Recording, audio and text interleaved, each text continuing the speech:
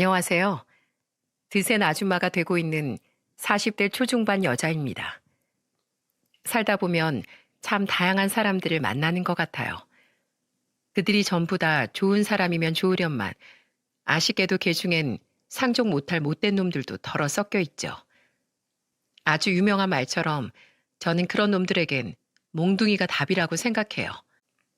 덜어는 똥물에 뛰어들어 똑같은 사람이 되지 말라고 말하는 사람들도 있지만 당하고 살면서 김밥 옆구리 터지듯 터진 내 우라통은 어찌하나요?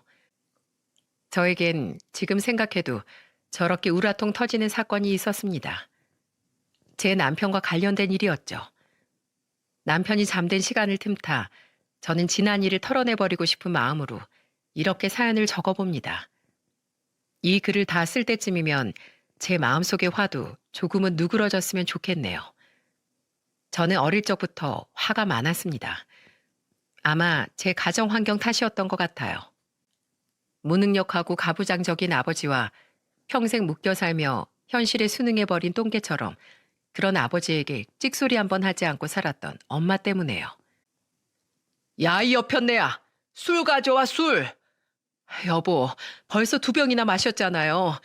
오늘은 시간이 늦었으니까 내가 내일 일 다녀오는 길에 사올게요. 뭐라고? 이 여편네가 지금 돈 좀 번다고 유세 떠는 거야? 하늘 같은 집안의 가장이 먹고 싶다고 하면 네 하고 꽁지가 빠져라 달려가서 사올 것이지. 뭐? 내일 사와? 네가 아직 덜 맞았지? 어? 아이고, 잘못했어요. 예, 영은아, 나가서 네 아버지 술 좀 사와라. 어? 이 엄마가 사오라고 했다고 슈퍼 아줌마한테 말해. 머리가 크고 나서 저는 엄마에게 끝없이 이혼하라고 종용했지만 엄마는 매번 고개를 젓더군요. 자신이 떠나면 혼자 아무것도 할 줄 모르는 아버진 불쌍해서 어쩌냐며 말입니다. 정작 불쌍한 건 엄마 자식인 우리들이었는데요. 제가 집안에서 그런 부모 때문에 속병이 나고 있을 때 제 남동생은 밖으로 나돌기 시작했습니다. 고2 시절 하루는 그런 동생을 집에 끌고 들어오려다 동생을 친구들 앞에서 아주 후드려 팬 적도 있었죠. 누나, 그만 때려 좀. 아파. 아프라고 때리지 그럼 간지러우라고 때리냐? 말로 해서 정신 못 차린 놈한텐 매가 약이야. 고등학생이 술이 웬 말이야, 어? 너 진짜 정신 안 차려? 너도 이렇게 쓸모없이 살다가 아버지처럼 될래? 야, 너희들도 얼른 집으로 안 가? 어린 놈들이 발랑 까져가지고 너네도 한 대씩 맞을래? 어? 너네 다 경찰에 신고한다. 결국 제 등살에 못 이겨 제 동생은 질이 안 좋은 무리들과 멀어지게 되었습니다. 그때 제 동생이 저한테 이러더군요. 걔네가 이제 나 안 끼워주겠대. 나 있는 데마다 누나가 쫓아다녀서 놀질 못하겠대. 제가 고등학교를 졸업하기도 전에 아버지는 돌연 세상을 떠났어요. 엄마가 일을 나가고 저희 2남매가 학교에 간 사이 술을 먹다가 집에서 뇌출혈로 쓰러진 거죠. 저녁 무렵 엄마가 집에 들어갔을 땐 이미 아버지는 숨을 쉬고 있지 않았다고 해요. 그렇게 우리 세 식구는 하루아침에 집안의 폭군에게서 해방되었습니다. 그런데 이상했어요. 분명 아버지가 사라지기만 하면 제 안에 가득 찬 화도 사라질 줄 알았는데 제 마음속 불길은 전혀 꺼지질 않더군요. 저는 집에서 엄마에게서 벗어나야겠다고 생각했습니다. 저는 엄마를 누구보다 불쌍히 여겼지만 또 그런 엄마를 누구보다 원망하고 있었다는 걸 뒤늦게 깨달았거든요. 엄마가 미안하다. 내가 미련해서 내 자식들 마음에까지 병을 만들어버렸어. 이거 받아라. 500만 원이야. 이 정도면 서울에서 원룸 보증금 정도는 될 거다. 가끔 잘 지내고 있나 전화만 한 번씩 해주렴. 엄마는 제게 돈을 건네면서도 차마 제 눈을 똑바로 보지 못하고 고개를 푹 숙이시더군요. 눈물이 났습니다. 저에게 미안해하는 엄마도 그런 엄마를 두고 떠나는 저 자신도 모두 불쌍해서요. 이후 저는 서울로 올라와 옷가게에서 일을 시작했어요. 그리고 저는 나이 24세 드디어 작게나마 제 옷가게를 열 수 있게 되었죠. 정말 치열하게 살았던 것 같습니다. 10대 때 기억이 온통 아버지를 견뎌내는 일이었다면 20대 때는 먹고 살기 위해 장사를 했던 기억만 남아있을 정도로요. 원래 살던 지역에서 정육점을 시작한 제 남동생은 사고를 치는 바람에 25세 이른 나이에 결혼을 했습니다. 결혼을 하고 난 이후 남동생과 올케는 저희 엄마를 모시고 함께 살았어요. 한 번은 남동생이 제게 이런 말을 하더군요. 누나, 내가 우리 아들 낳고 살면서 생각한 게 뭔지 알아? 아버지를 이해할 수 없다는 거야.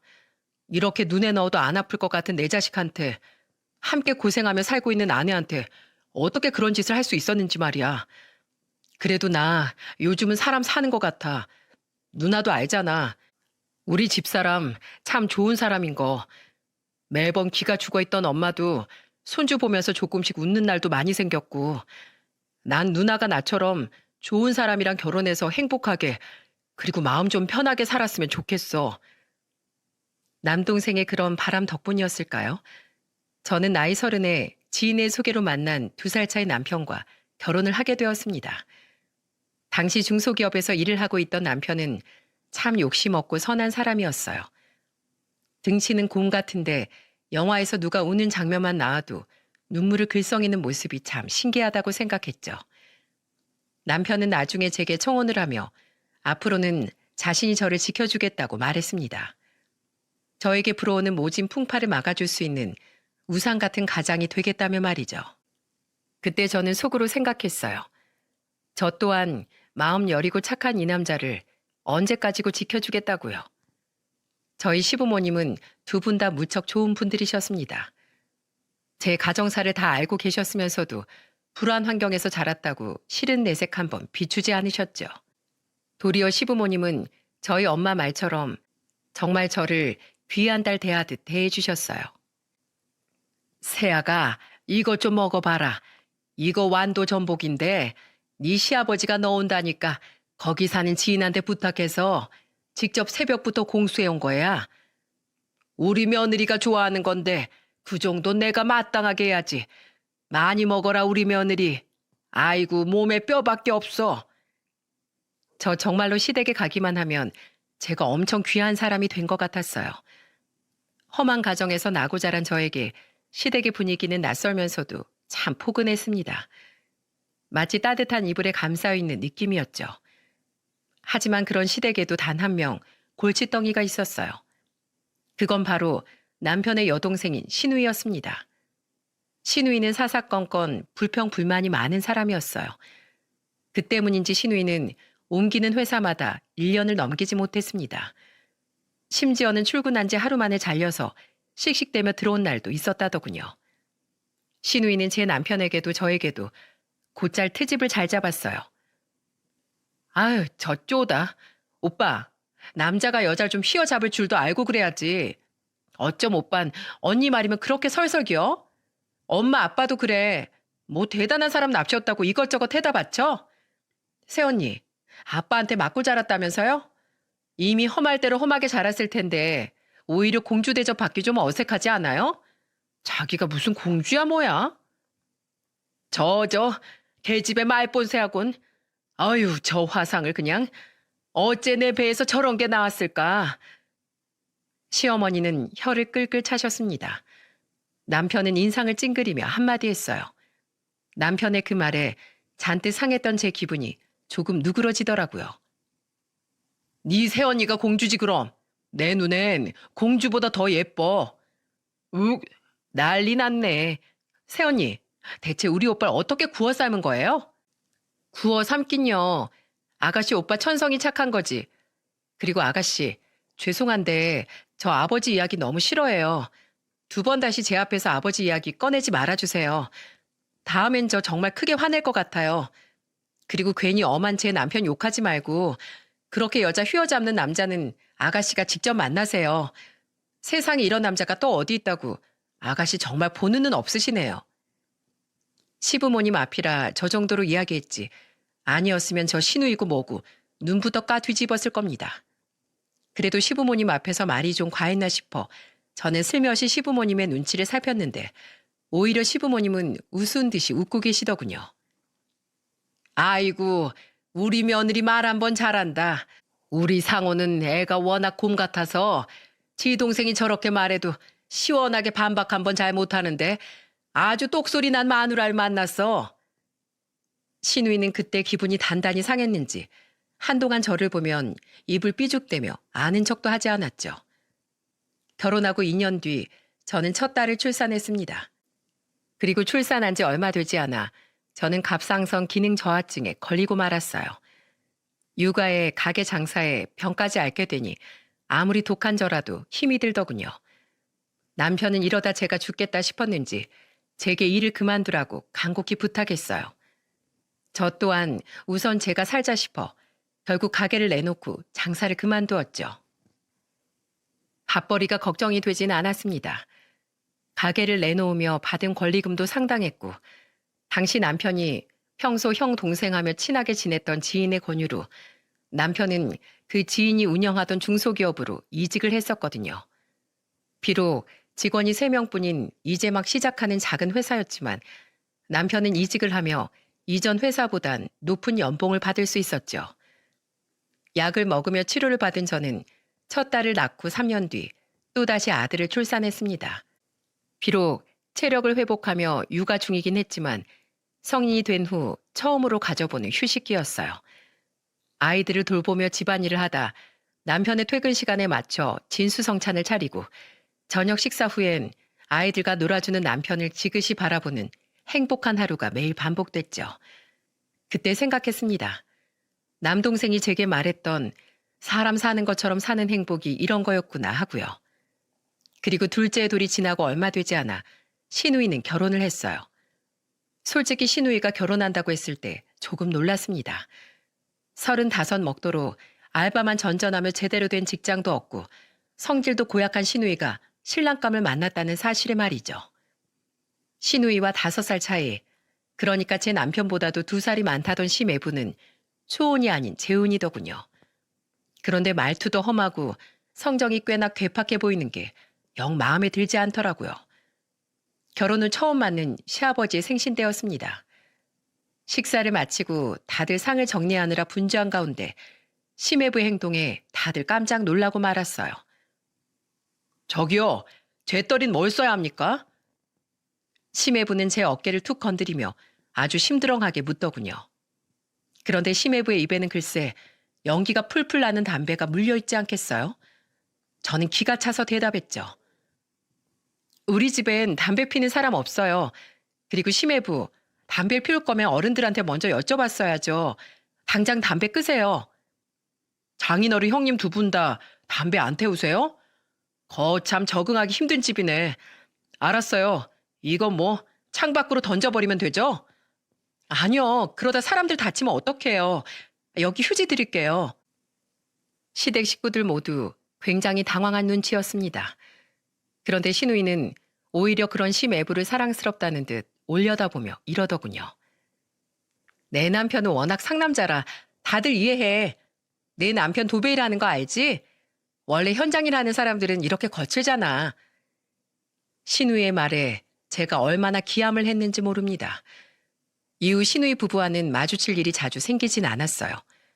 신우이와 심해부는 시댁에 오는 일이 드물었거든요. 시어머니께 듣기로는 신우이와 심해부는 하루가 멀다 하고 박 터지게 싸운다고 하더군요. 그런데 웃긴 것이 맨날 못 살겠다며 시어머니께 징징거리다가도 다음 날이면 언제 그랬냐는 듯 또 시어머니께 전화해서 화해했다고 웃더라네요. 참 잘 어울리는 한쌍이다 싶었죠. 하지만 제가 속 편하게 남의 집 이야기를 신경 쓸 때가 아니더군요. 뭐? 1억을 달라고? 대표 형이 이번에 확장할 사업에 투자금이 1억 정도 모자란다네. 우리 2달 전에 적금 탔잖아. 그거 1억 조금 넘지 않아? 여보, 나 그 돈 좀 빌려줘.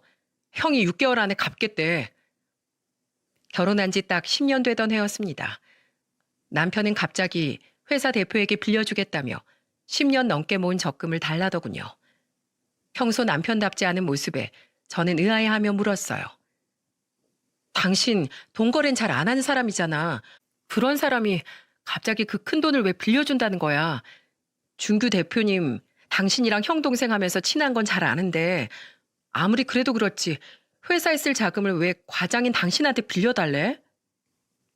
그 돈 빌려주고 우리 새로 들어가는 사업 유치되면 형이 나 부대표로 올려준대. 그 회사에서 제일 오래 일한 사람이 나거든. 나 거기서 8년이나 일했잖아. 여보, 이 회사 아직 직원이 5밖에 안 되지만 충분히 투자할 가치가 있다고 생각해. 미래가 있는 회사야. 특히 이번 사업만 잘 되면 회사가 더 커지는 건 시간 문제라고. 게다가 준규 형이 뭐 나랑 하루 이틀 된 사이야? 그 돈 빌려준다고 떼어먹힐 일 절대 없어. 저는 반대했습니다. 남편은 그런 저를 3일 동안이나 설득했어요. 결국 저는 남편의 말에 못 이겨 그 돈을 내어주었죠. 집안의 가장인 남편의 선택을 믿고 지지해주기로 마음먹고요. 하지만 왜 사람의 불길한 예감은 틀리는 법이 없을까요? 여보, 어떡해. 우리 회사 부도 났대. 형은 연락도 안 돼. 휴대폰도 꺼져 있고. 우리 돈, 그 돈 어떡해. 그 대표라는 인간은 남편에게 돈을 빌린 지 1달도 채 되지 않아 말없이 잠적을 해버렸습니다. 대표가 사라진 회사는 곧이어 부도가 났죠. 남편은 완전히 공황 상태에 빠졌어요. 처음으로 회사와 대표를 믿고 과감한 모험을 했는데 그 결과가 완전히 아수라장이 됐으니 말입니다. 이틀이면 연락이 되겠지 생각했던 그 대표는 끝내 모습을 드러내지 않았습니다. 이곳저곳 수소문을 하던 남편이 알고 보니 회사는 이미 부도 직전의 상태였었다더군요. 남편에게 돈을 빌릴 때 말입니다. 남편과 형 동생하며 조금 있으면 의형제까지 맺을 것 같던 그 인간은 저희 남편에게 작정하고 돈을 뜯은 뒤 도망을 간 거였죠. 남편과 저는 그놈을 경찰서에 신고했습니다. 하지만 해외로 튄 건지 땅으로 꺼진 건지 시간이 흘러도 경찰조차 그놈을 잡지 못했죠. 결국 그놈은 현상 수배가 걸렸어요. 그럼 뭐합니까? 이미 남편은 직장도 1억이라는 거금도 모두 잃고 자괴감에 빠진 상태였는데요. 여보, 내가 미안해. 난 쓰레기야. 나 같은 놈이 무슨 큰일을 벌여보겠다고 그런 짓을 했을까? 그 돈 당신이 안 먹고 안 입으면서 아끼고 아낀 돈인데. 남편은 매일같이 흐느꼈어요. 술은 입에 잘 대지도 않던 사람이 나중엔 술 없이 잠조차 들지 못했죠. 처음엔 저도 사람인지라 남편에게 화도 났었습니다. 제가 그토록 반대했건만 그렇게 자신만만하더니 결과가 결국 사기나 당한 꼴이었다는 게 말입니다. 하지만 제 앞에서 차마 고개도 들지 못하고 크게 낙심한 남편을 보니 안쓰러운 마음이 더 커지더라고요. 그래, 사람이 한 번쯤 실수할 수도 있지 싶어 어느 날 저는 여전히 술잔을 기울이고 있는 남편 앞으로 가 제 잔에도 소주를 한 잔 따르며 말했습니다. 당신 이제 술 그만 먹어. 오늘까지만 나랑 대차게 먹는 거야? 지난 일은 지난 일이지.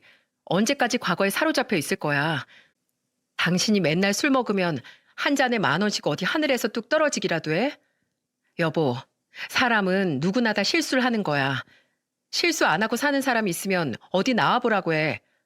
내가 잘난 낯짝 구경이나 해보게. 하지만 여보, 내가 42이나 돼서 지금 다시 어느 회사로 갈 수 있겠어? 왜 없어? 그리고 회사에서만 꼭 돈 벌라는 법 있어? 여보, 사람 살 길은 어디에나 다 있어. 그리고 난 알고 있어. 당신이 씩씩하게 일어설 수 있는 사람이라는 거 말이야. 왜냐하면 당신은 혼자가 아니니까. 당신 뒤엔 이 듬직한 당신 아내 김영은이 든든히 버티고 있잖아. 저는 남편의 손을 잡으며 다른 손으로 주먹을 불끈 쥐어 보였습니다. 눈물을 글썽이던 남편은 그런 제 모습에 결국 눈물을 뚝뚝 떨구며 흐느꼈죠. 여보, 미안해. 못나고 무능력한 내가 가장이어서 정말 당신한테도 애들한테도 고개를 들 염치가 없어. 당신이 왜 못난 가장이야? 가장은 뭐 맨날 강하고 돈 잘 벌라는 법 있어? 여보, 당신은 지금도 여전히 나에게도 애들한테도 세상에서 제일 멋있고 든든한 가장이야. 당신 나한테 우산 같은 사람이 돼준다며 지지대 하나쯤 부러졌다고 우산이 아닌가?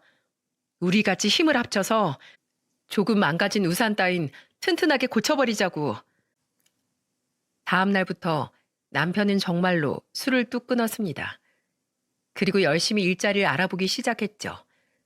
저 또한 아이들이 초등학교와 유치원에 돌아오기 전인 아침 9시부터 오후 2시까지 편의점 알바를 시작했고요. 하지만 남편의 예상대로 남편은 이직 자리를 쉽사리 찾지 못했습니다. 남편은 임시방편으로 배달기사와 대리운전 일을 뛰었어요. 배달기사 수입이 의외로 쏠쏠했던지라 이직을 하지 못했던 남편은 꽤나 오랫동안 그 일을 했죠. 그렇게 8개월쯤 지났을 때였어요. 설 명절을 맞아 우리는 아주 오랜만에 시누이 부부까지 함께 시댁에 모일 수 있었습니다. 원래는 시누이 부부가 오기 전에 저희 가족은 제 친정으로 떠나곤 했는데 그땐 제 동생 부부와 엄마가 조카들을 데리고 명절 기간 동안 여행을 갔었거든요.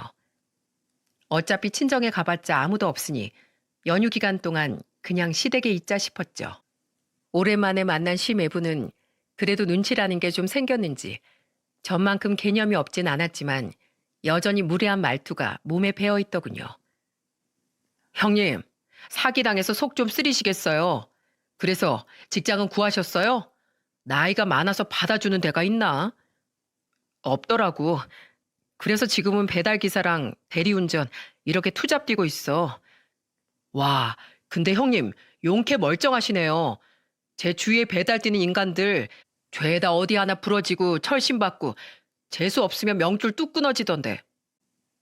옆에서 듣고 있는데 사람이 어쩜 저렇게 말 하나하나에 무식한 티를 팍팍 낼 수 있나 싶더라고요. 전 같으면 한마디 했을 텐데 심애부와도 나름대로 몇 년을 알고 지내다 보니 저 말에 악의가 없다는 것 정도는 잘 알겠어서 우선 가만히 있었어요. 그래도 도가 지나치다 싶으면 언제든 심애부의 말을 잘라먹을 생각으로 저는 주방에서 뒷정리를 하며 남편과 심애부의 대화에 귀를 기울이고 있었죠. 그런데 그때 심애부가 굉장히 의외의 소리를 하더라고요. 형님, 위험하게 운전일 하지 마시고 저랑 같이 현장 안 나가실래요? 저 도배일 하는 거 아시죠? 저 따라다니면서 도배 배우세요. 처음엔 좀 박봉인 것 같아도 기술 잘 배우고 경력 좀 쌓으면 이거 나름 수입 짭짤해요. 도배? 네, 제가 잘 알려드릴게요. 저만 믿으세요. 생각도 해본 적 없던 일이라 남편은 굉장히 고민을 하더군요. 집에 와서까지 한참 생각을 하던 남편은 이내 시매부에게 도배를 배워보겠다고 제게 말했죠. 근데 정말로 시매부한테 일 배울 수 있겠어? 난 시매부 성격을 아니까 걱정되네. 괜찮아. 그래도 가족이니까 좀 더 잘 대우해주겠지. 남편은 정말 열심히 일했습니다. 하지만 처음엔 벌이가 영 시원찮았어요. 심지어 완전 처음엔 남편은 아예 일당조차 받지 못했죠. 뭐? 한 푼도 못 받았다고? 근데 나도 이해해. 돈 주고 학원에 가서도 배우는 일인데 매부는 나한테 돈도 안 받고 공짜로 일 가르쳐 주는 거잖아.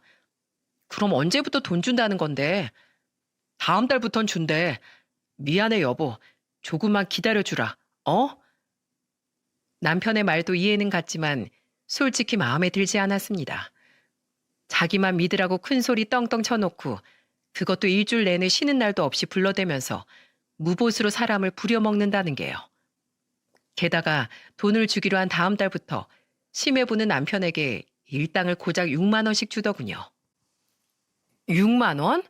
안 되겠어. 당신 당장 때려치워. 사람을 하루에 10시간씩 부려먹고 6만 원이 뭐야. 그거 식대도 포함이라며. 요새 적게 받으면 이 정도 받는데 아직 초짜인 나한테 이 정도면 많이 주는 거라고 매부가 그러더라고. 남편은 아침부터 밤까지 어쩔 땐 하루에 2건도 일을 했습니다. 한 달에 4번이면 많이 쉬는 거였고요. 남편은 말을 잘 하지 않으려 했지만 눈치를 보니 심해부가 쉬는 날에도 어떻게든 다른 현장 일을 구해 나가는 것 같더군요. 무급이든 유급이든 상관하지 않고 빨리 일을 배우겠다며 말입니다. 그런데 언제부턴가 남편은 일이 끝나면 술을 한 번씩 사들고 오기 시작하더군요. 봉지에 든 거 술이야? 술 끊은 뒤로 잘 먹지도 않던 사람이 요샌 왜 이렇게 자주 술을 마셔? 그냥 몸이 좀 힘들어서. 현장 일 하는 사람들이 술을 괜히 많이 마시는 게 아니네. 남편의 표정은 날이 갈수록 어두워졌어요. 한숨도 많이 늘었고요.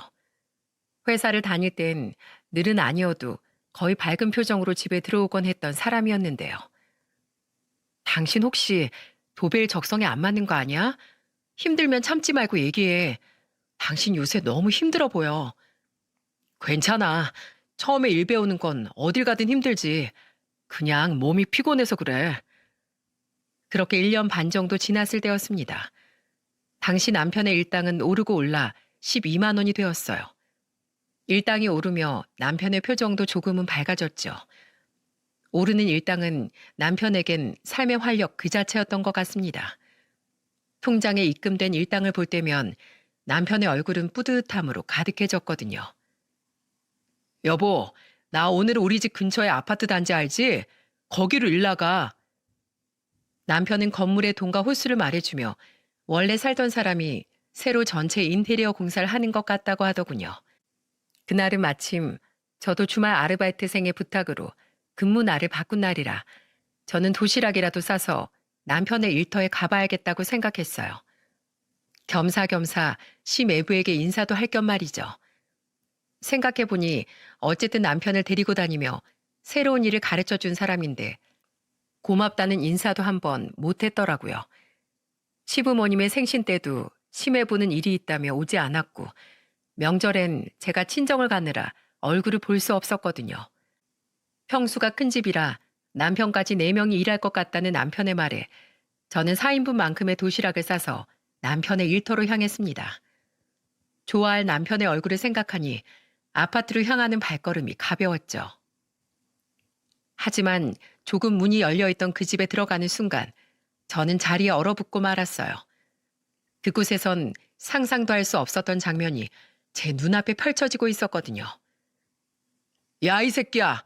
아직도 나 담배 못 피우는지 몰라? 각오 하나 없이 텅 빈 그 현장에서 심해부는 제 남편의 뺨을 때리고 있었습니다.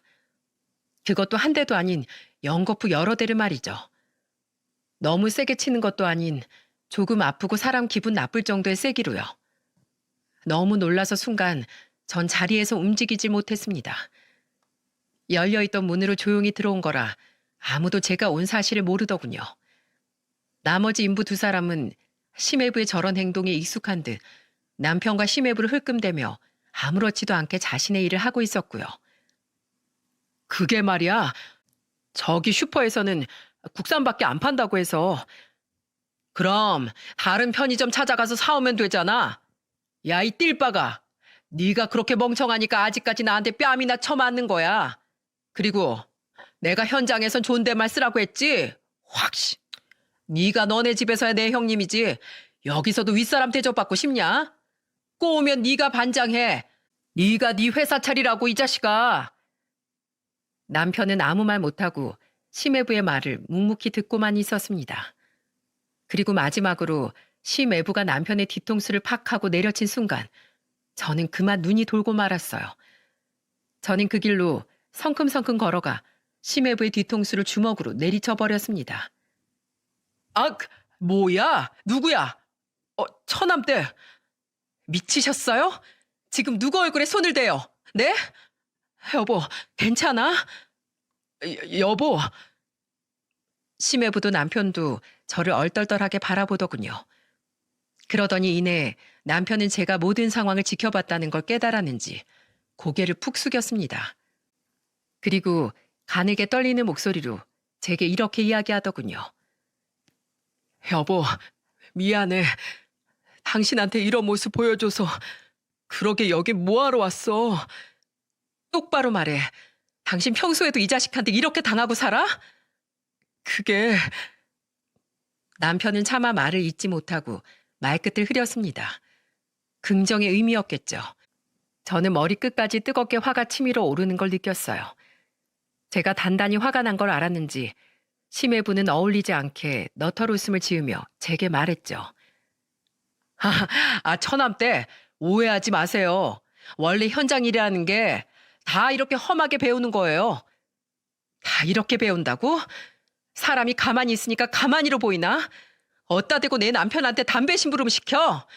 어따 대고 내 남편 뺨을 때리고 뒤통수를 후려치냐고. 아, 진짜 듣자 듣자 하니까 귀청 떨어지게. 처남때 제가 오해라고 말했잖아요. 이 정도는 여기선 그냥 스킨십이에요. 친근감의 표시. 친근감? 그래, 이 자식아. 너도 어디 내 친근감 좀 느껴봐라. 말 같지도 않은 심해부의 말에 저는 도시락통 뚜껑을 열었습니다. 그리고는 그 안에 든 김밥들을 하나씩 심해부의 얼굴에 던져버렸죠. 뭐 하는 거예요, 지금? 하지 말라고요. 왜? 나도 친한 척 좀 하려고 스킨십 하는 건데. 기다려봐, 국도 먹여줄게. 심해부가 얼굴에 묻은 밥풀들을 닦아내느라 정신이 없는 사이 저는 보온통에 싸간 된장국도 심해부의 얼굴에 확 부어버렸습니다. 그리곤 심해부의 비명은 아랑곳하지 않고 보온병에 싸간 뜨거운 믹스커피도 전부 뿌려버렸죠. 옛다, 후식이다. 아씨, 인연이 진짜 미쳤나. 왜? 치게? 쳐! 내 손에 도시락통 보이지? 난 너 이걸로 때릴 거야. 얼굴만 족족 골라서. 야, 인간 덜 된 자식아. 어디 할 짓이 없어서 손윗 사람한테 이따위로 행동해? 아니, 가족이 아니어도 그렇지. 네가 윗대 가리면 부리는 사람한테 막 담배 심부름 시키고 욕하고 때려도 돼?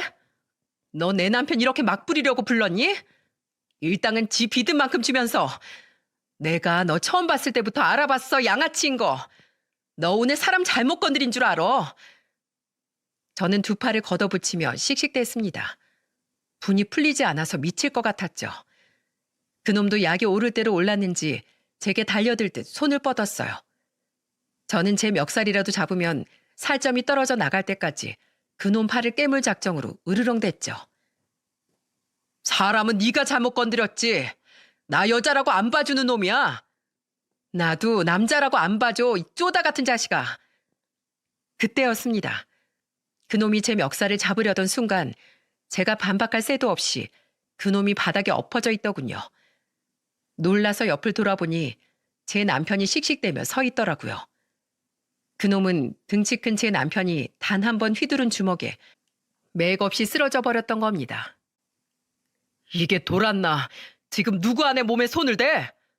너 지금 나 쳤냐? 너 일 안 배우고 싶어? 안 배워. 너 따위 거한테는 일도 매번 날림으로 해대서 컴플레인 잔뜩 걸린 놈한텐 더 이상 배울 거 없어. 너 이 바닥 인맥이 얼마나 중요한지 몰라? 알아서 그동안 닥치고 있었잖아. 근데 너 이 바닥에서 소문 더럽더라.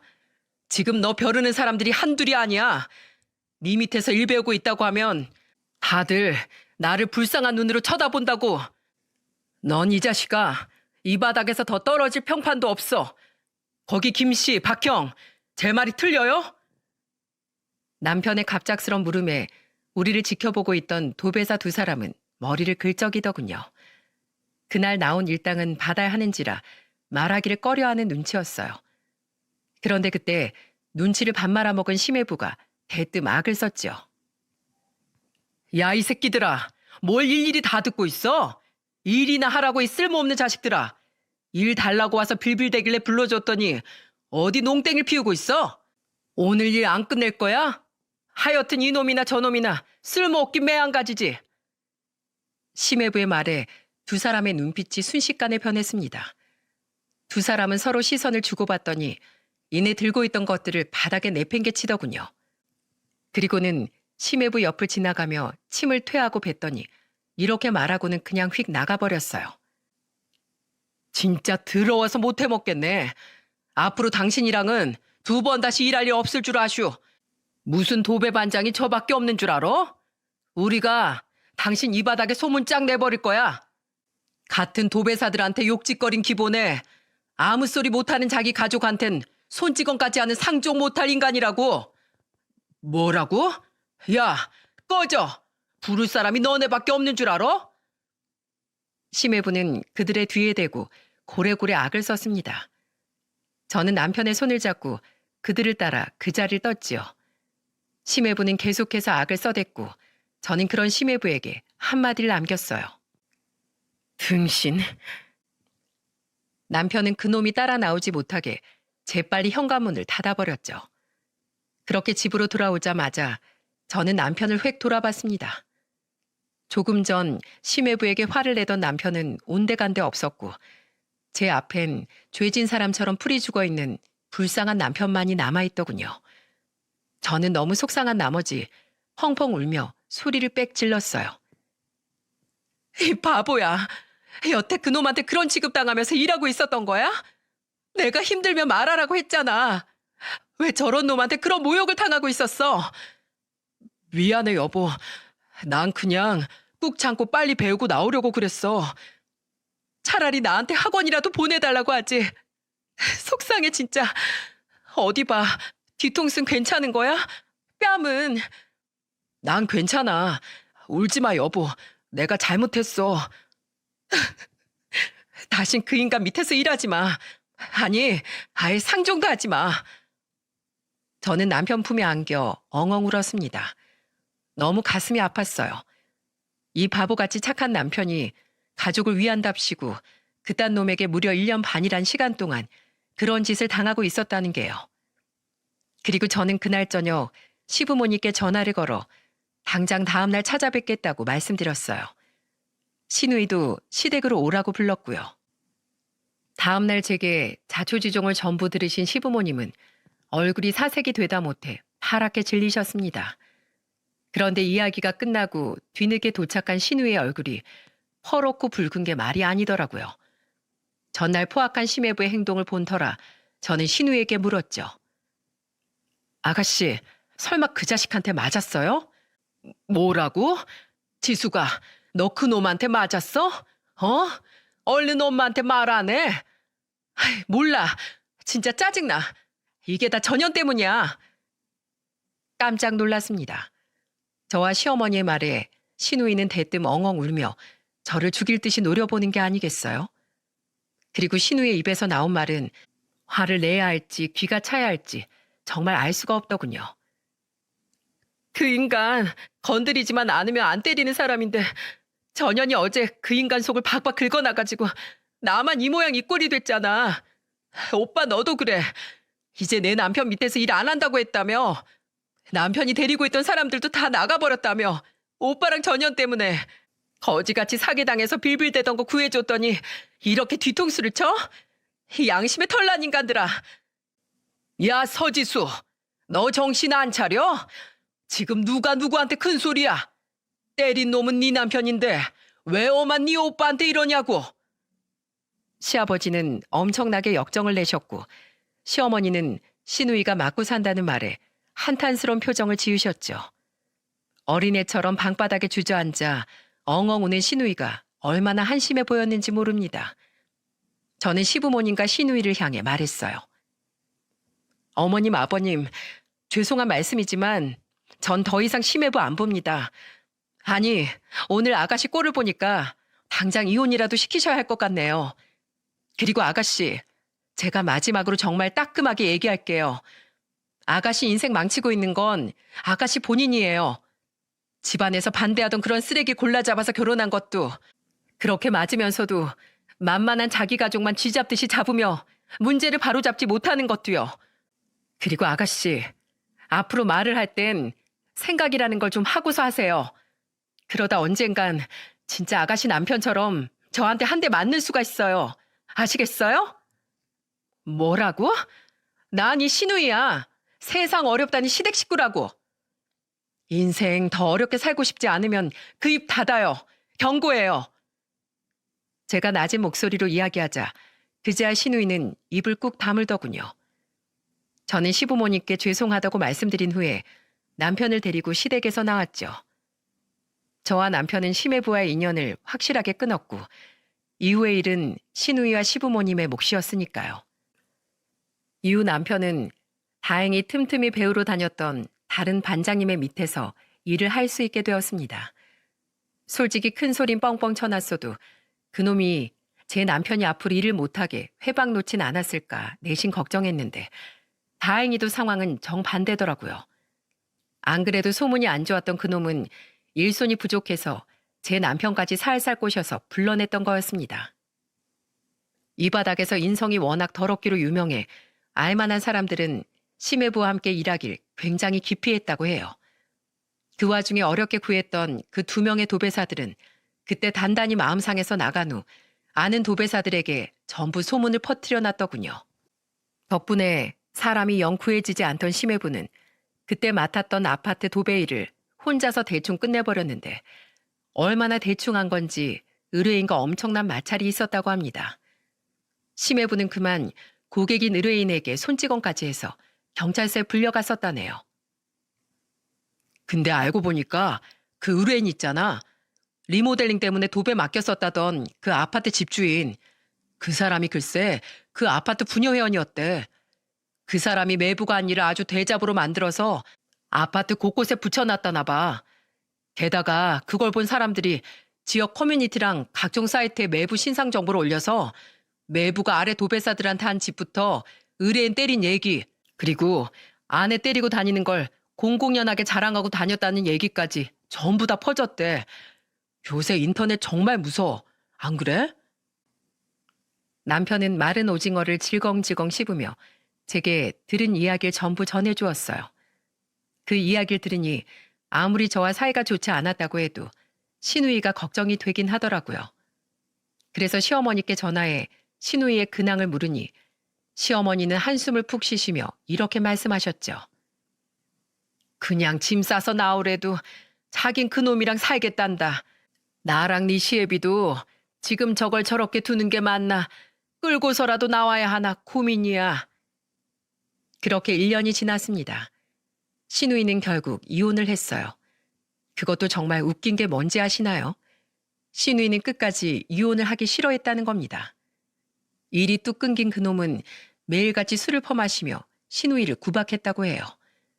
시누이의 오빠인 제 남편 때문에 자기 인생이 망했다고요. 결국 시누이도 이러다 죽겠다 싶었는지 뒤늦게야 옷까지 몇 개만 챙겨 심해부가 술에 취해 잠든 틈을 타 시댁으로 도망을 왔었다네요. 그러면서도 자긴 아직 그놈을 사랑하는데 어멈 너랑 상호 때문에 어쩔 수 없이 이혼하게 된 거라고 맨날 지방에서 징징거리며 운다. 아니, 그놈도 협의 이혼에 동의해서 같이 법원까지 다녀와 놓고 대체 왜 저런다니? 그러니까 당분간 너희도 그냥 우리 집에 오지 말거라.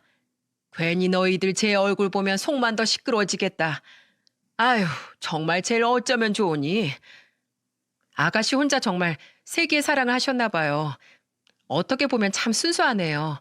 힘내세요, 어머님. 시어머니의 투덜거림에 저는 한숨을 쉬며 시어머니를 위로해드렸어요. 그래도 최근엔 계속 집에서 놀고 먹는 시누이를 보다 못한 시아버지께서 당장 나가서 일을 구하지 않으면 한 달 뒤엔 집에서 내쫓아버리겠다고 엄포를 놓으셨다고 하네요. 때문에 시누이는 울며 겨자 먹기로 작은 공장에 취직했다고 합니다. 그것도 얼마나 갈지 모르겠지만 이번에도 1년도 못 버티고 나오면 가만두지 않겠다고 시아버지께서 못을 박아 놓으셨다니 조금은 오래가지 않을까 싶네요. 저희 아이들은 각각 초등학교 5학년, 2학년이 되었습니다. 자식들 모두 학교에 보내자 저에게도 조금 더 시간적인 짬이 생기더군요. 그래서 작년에 둘째를 막 초등학교에 보냈던 저는 고민 끝에 편의점 아르바이트를 그만뒀어요. 그리고 남편을 따라 저도 현장에 나가 도배 일을 배우기 시작했죠. 상호 씨 아내가 아주 솜씨가 좋네. 손도 빠르고 일도 빨리 배우고. 일은 생각보다 제 적성에 잘 맞았어요.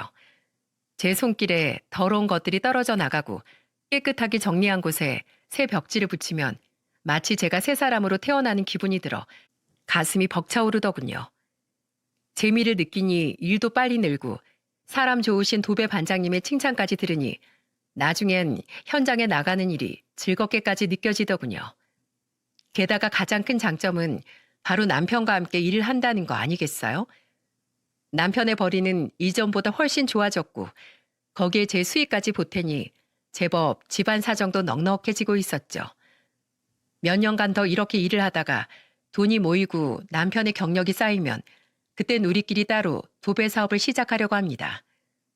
남편과 둘이 하는 가게라니 벌써부터 너무 기대가 되고 신이 나네요. 저희 엄마는 저와 동생의 긴 설득 끝에 얼마 전부터 정신과 치료를 받기 시작했습니다. 많이 밝아지시긴 했지만 아직도 엄마는 가끔 악몽을 꾸다 땀이 범벅이 된 채 일어나시기도 하고 아버지와 비슷한 체형의 남자들을 보면 자기도 모르게 몸을 웅크리곤 하셨거든요. 그동안은 병원에 가자고 아무리 말씀드려도 거부감을 보이셨는데 드디어 용기를 내신 거겠죠. 시간이 그만큼 많이 흘렀으니까요. 남동생에게 전화로 이 소식을 들은 저는 넌지시 동생에게 물었어요. 넌 치료 안 받아봐도 되겠어? 혹시 모르니까 상담이라도 한번 받아봐. 난 됐어. 내 아내랑 애들이 나한텐 치료제였거든. 누난 요새 그 화병은 괜찮아? 나도 괜찮아. 네 말 들어보니까 나도 그렇네. 나도 우리 남편 만나고 많이 괜찮아졌거든. 우리 둘 다 결혼해서 사람 됐네. 그치? 동생과 통화를 끝내고 문득 고마운 마음에 남편을 지그시 바라보니 남편은 웃으며 제게 이렇게 말하더군요. 저는 남편의 말에 참지 못하고 그만 까르르 웃어버렸죠. 우산이 제법 잘 고쳐진 것 같지? 오늘 일이 끝나고 집에 돌아오는 길에 남편이 전 심해부의 이야기를 웃으며 꺼내더군요.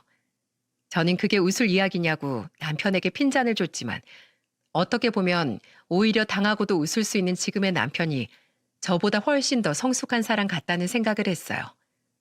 어찌됐든 남편은 모질고 힘든 시기를 묵묵히 견뎌내며 결국 지금에 이르렀으니까요.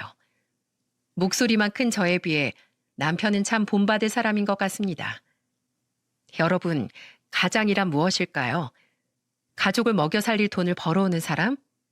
아니면 상전처럼 앉아서 밥상을 받아 먹기만 하는 사람? 저는 가족을 위해서 묵묵히 견딜 줄 아는 사람이라고 생각합니다. 자신이 조금 다치고 부러질지언정 가족들이 비바람을 맞지 않게끔 늘 보살펴주는 그런 사람 말이죠. 마치 제 남편처럼요. 그리고 제 사연을 들어주신 분들 역시 누군가에겐 우산 같은 사람이 또 누군가에겐 부러진 우산을 쓰러지지 않게 함께 들어줄 수 있는 단단한 사람이 되셨으면 좋겠습니다. 행복한 가족이란 그런 것이니까요. 그럼 지금까지 제 긴 이야기를 들어주셔서 감사드립니다. 다들 행복하세요.